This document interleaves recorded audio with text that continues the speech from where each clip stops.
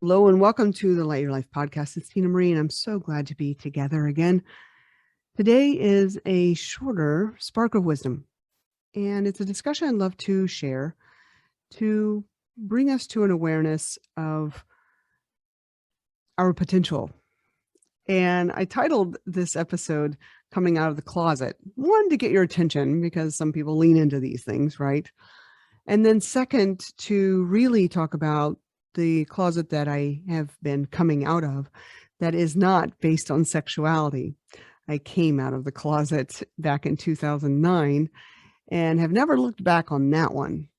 The closet that I'm mentioning today for all of us to come out of is the closet of fear around what people think of us or could possibly think of us if we dive into the true nature of our being. The closet that I've come out of and continue to come out of even more is that of the knowing that we are an energetic being, that yes, there's this thing that people could label as woo-woo, or, how can you explain that? Science doesn't explain that. Well, look all around. Science is coming closer and closer and closer to having us definitely understand that there is a force, there are intelligences, there are energies around us that have wisdom and knowing that we can tap into. Now, in our human language, we have different words to help us connect with this in a way that feels more societally or, adopted or safe, such as serendipities, luck, coincidences, chances, those things that align and we go, wow, can't really explain that. It's sort of far-fetched. It's weird. How'd that happen? It's neat, cool.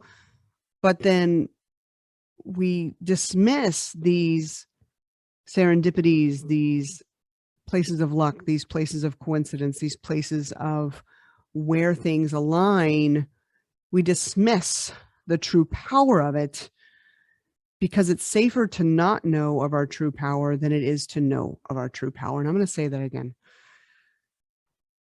Isn't it interesting that it's safer for us to play small or to not play into the true fullness of the potential of our power and get by and fit into society than it is to really embrace the full potential of our power? And instead of seeing these chances, which I'm going to describe a couple of them that have happened with me recently, instead of seeing those as the norm, instead of seeing things as the way things are in all truth, in all essence, in all reality, we make it a happenstance or something like that. So let me share an example. This will drive home a little bit more.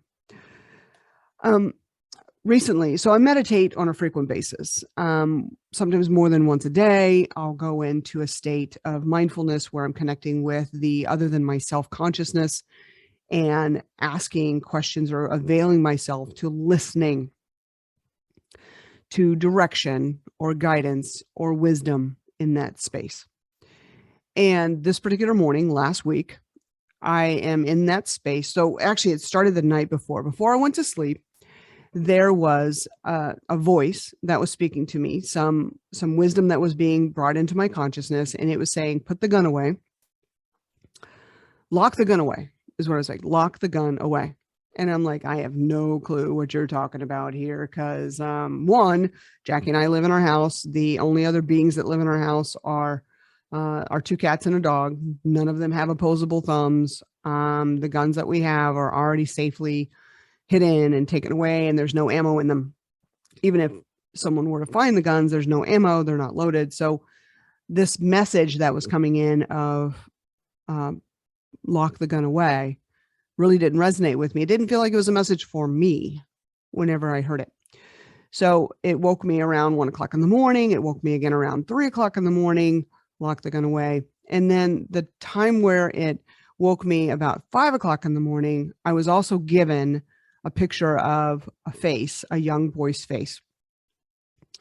And so when I saw this young boy's face, I didn't recognize this young boy's face in my mind. And so I just took that data and then I asked back to this intelligence that was speaking in and through me. And I said, who is this for? Who is this message for? And it spoke to me. Literally, the thought comes through the head. I hear it as a voice, and it told me one of my clients' names. And so I'm like, oh, okay. So now I'll know who it's for. So immediately I text. It's, around 6 o'clock in the morning now.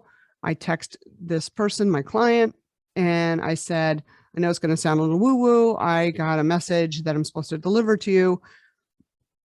Lock the gun away. And he texted me back. In fact, I'll see if I can find the message. He texted me back, one, saying thank you. He was very grateful for the message. And then second, he let me know that the gun that he knew was in question, or the message said it's loaded and hidden in his office because he wanted to have it there to keep the room safe.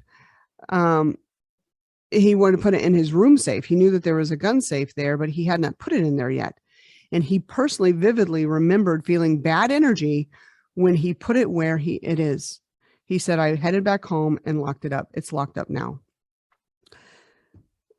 Why are we speaking about this today? There are intelligences working in and through us that our ego could easily not want to connect with, find fear in it, find, what am I supposed to do with this? Try to make it painful, make it confusing, make it more than what it is. So what I've learned is, as I come out of the woo-woo closet and really embrace the power that I have, and we all have, and lean into it and allow it to work in and through me more readily and more like a flow, like a language, like a relationship. It's not disturbing me in any way. It's giving me more energy. It's giving me more connection. It's giving me more confidence. It's giving me more clarity.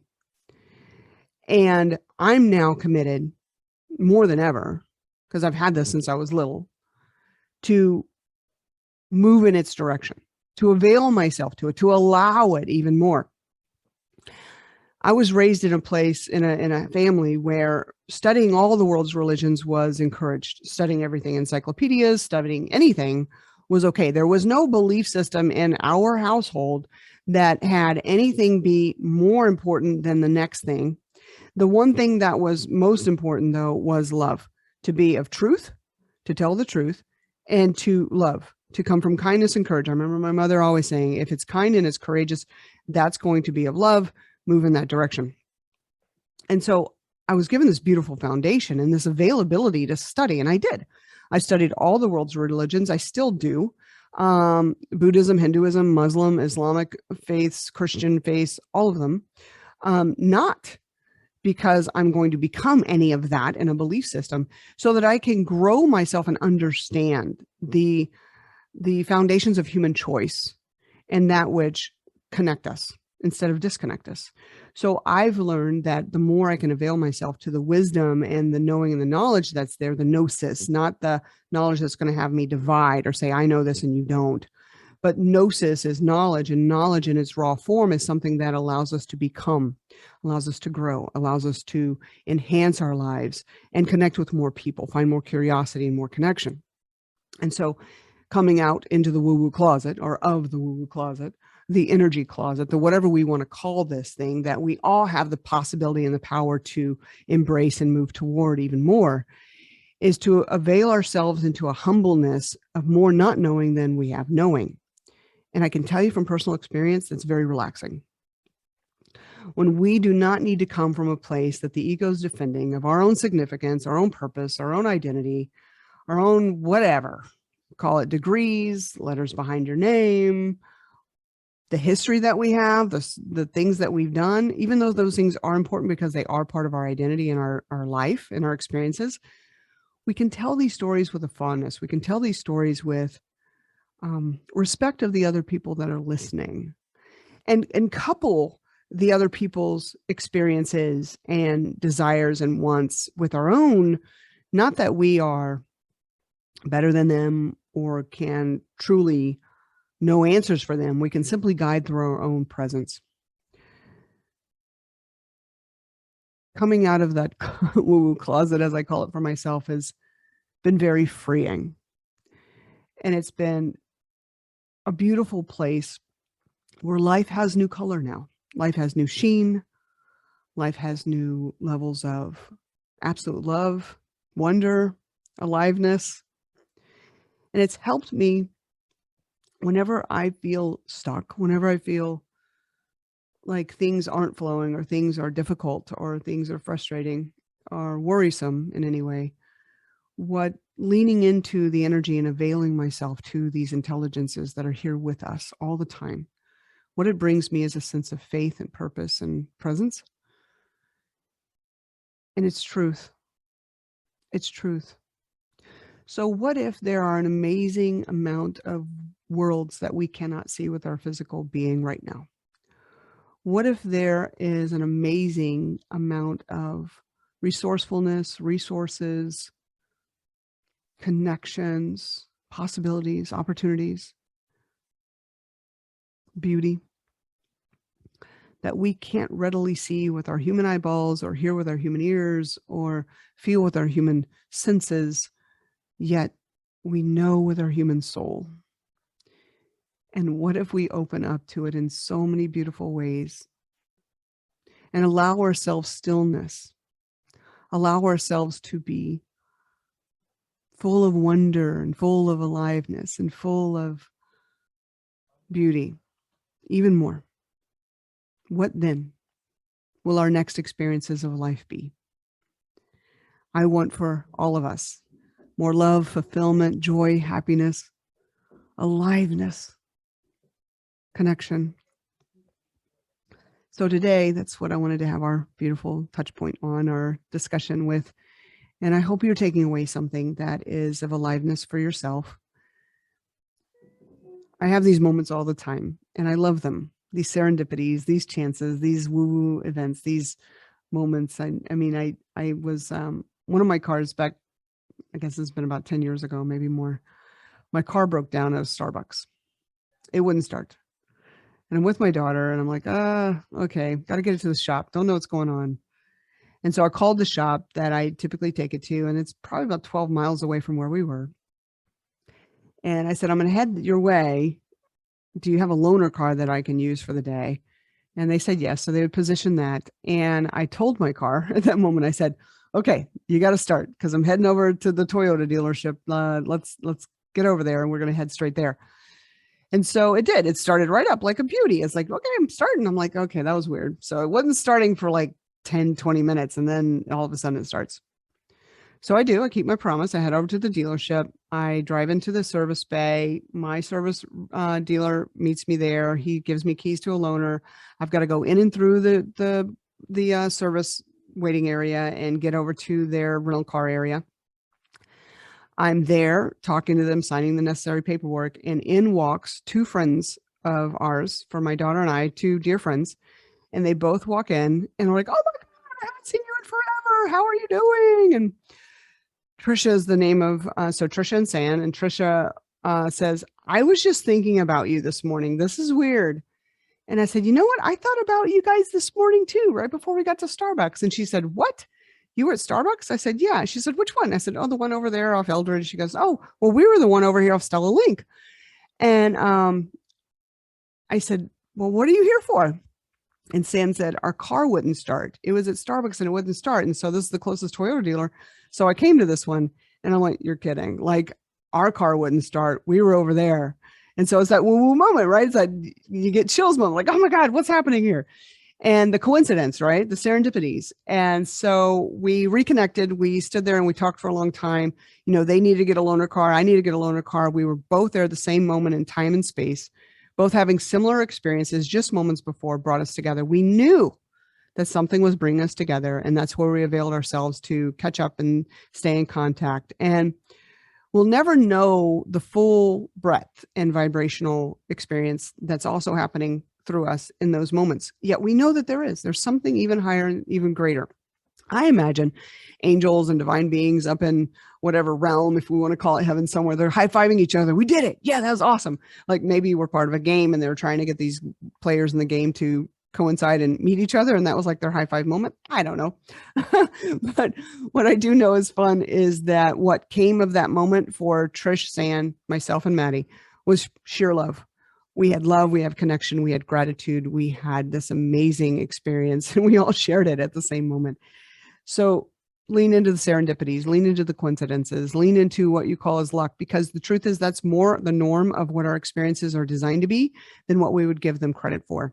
What if we say, I'm up for having 10 to 20 of those experiences every single day?